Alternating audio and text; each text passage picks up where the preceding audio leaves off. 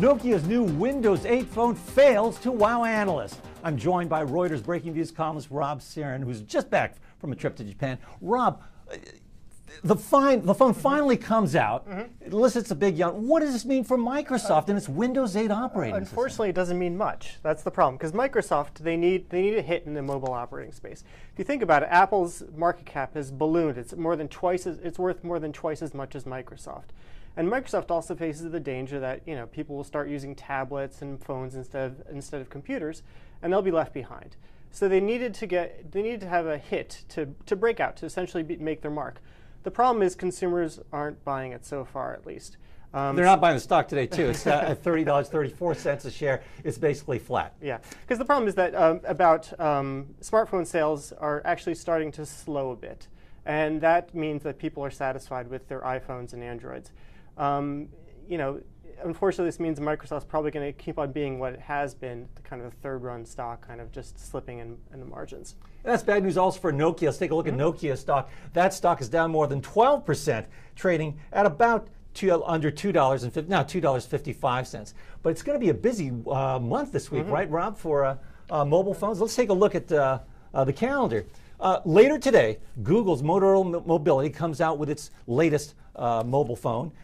Tomorrow, Amazon releases its new Kindle Fire tablet. And lastly, and certainly not least, September 12th, Apple's expected to unveil its new iPhone in San Francisco. Thanks a lot, Rob. I'll be catching up with you later. Now let's take a look at the markets, see how the markets are doing. Got the S&P 500 sort of flattish right now. It's been trapped in a narrow trading range between 1,400 and 1,420. All this coming a day before the European Central Bank, the ECB, has this big meeting that everyone's waiting to see.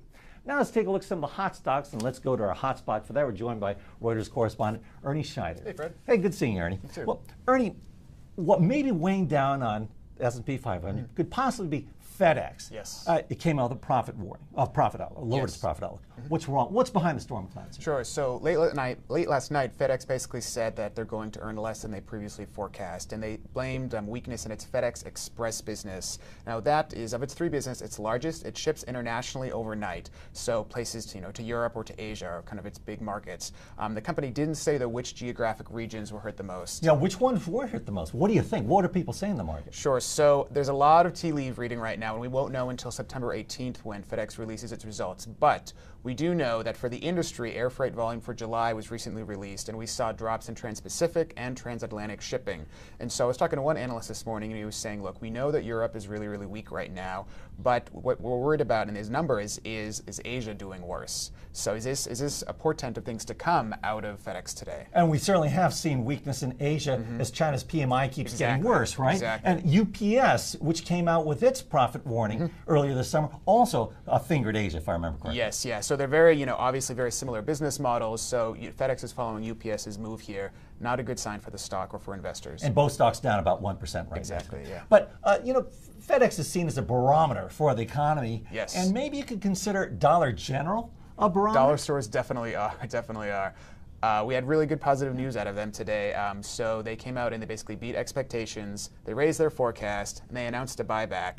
Now this is a store where most things are under $10, and more people are shopping there now. So including me. I got to admit, I went to a dollar store for the first time. It's a great place to shop, So usually, obviously, bargain hunters, but in this economy, we're all bargain hunters now, and that's a really good sign for them and for the company. There are more than 10,000 stores throughout the U.S. And that stock is up 2% right now. But you're talking about this is the store for bargain hunters. But what about the corporate executives? They just made a move so that they can buy back shares, as you say. But why buy back when the stocks are rising?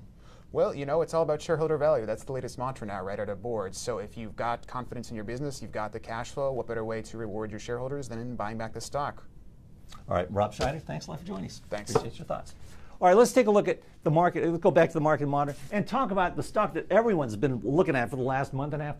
Facebook, and I'm joined by Rob again. Facebook, taking a look at it right now. It's trading at $18.52. It's well, up. It's more than up. 50% off. It's up. In fact, it's up more than 4%. What's behind it? It's about Zuck, right? Well, two things. First off, Mark Zuckerberg, who owns about 500 million shares, has said he's not going to sell any stock for about a year.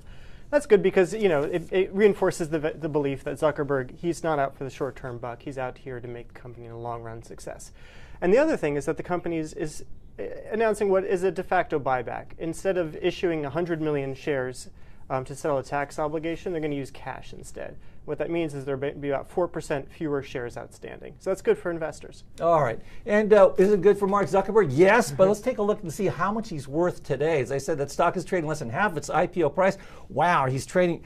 He's worth a little bit more than $9 billion. I'm not going to, spill any tears over for him. Well, he can afford all those hoodies he wants, but I'm wondering about his minions. The stock keeps falling. Maybe he'll have to go to shop at Dollar General. What do you think? I think so. Okay. And join me in the line. Anyway, good seeing you. Thanks a lot, Rob. All right, and that's it for Trading at Noon. Follow us on Twitter at Reuters Insider. You can also catch us on our YouTube channel at Reuters.com/ReutersTV. I'm Fred Catayella.